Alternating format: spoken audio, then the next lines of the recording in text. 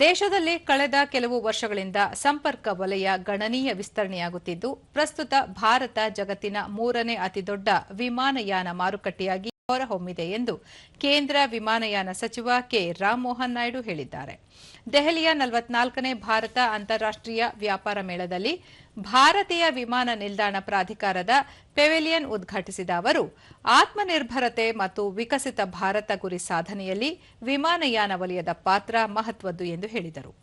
ಸರ್ಕಾರದ ಮಹತ್ವದ ಕ್ರಮಗಳಿಂದಾಗಿ ವೈಮಾನಿಕ ಕಾರ್ಯಚಟುವಟಿಕೆ ಸಾಮರ್ಥ್ಯ ಗಣನೀಯ ಅಭಿವೃದ್ಧಿಯಾಗಿದ್ದು, ಪ್ರಾದೇಶಿಕ ಮಾರ್ಗಗಳ ಸಂಪರ್ಕ ಮತ್ತು ಪ್ರಯಾಣಿಕರ ಸೇವಾ ಗುಣಮಟ್ಟ ಸುಧಾರಣೆಯಾಗಿದೆ ಎಂದು ತಿಳಿಸಿದರು. ಭವಿಷ್ಯದಲ್ಲಿ ಕೌಶಲ್ಯಪೂರ್ಣ ವೃತ್ತಿಪರರ ನಿರ್ಮಾಣ ಹಾಗೂ ತಂತ್ರಜ್ಞಾನ ಸಾಮರ್ಥ್ಯ ಹೆಚ್ಚಿಸುವ ಹಿನ್ನೆಲೆಯಲ್ಲಿ ಮಕ್ಕಳು ಮತ್ತು ಯುವಜನರಲ್ಲಿ ವಿಮಾನಯಾನ ಕುರಿತು ಆಸಕ್ತಿ ಹಾಗೂ ಜ್ಞಾನ ಮೂಡಿಸುವುದು ಅತ್ಯವಶ್ಯ. ಈ ನಿಟ್ಟಿನಲ್ಲಿ ಸಚಿವಾಲಯ ಹಲವು ಪ್ರಯತ್ನ ಮಾಡುತ್ತಿದೆ ಎಂದರು.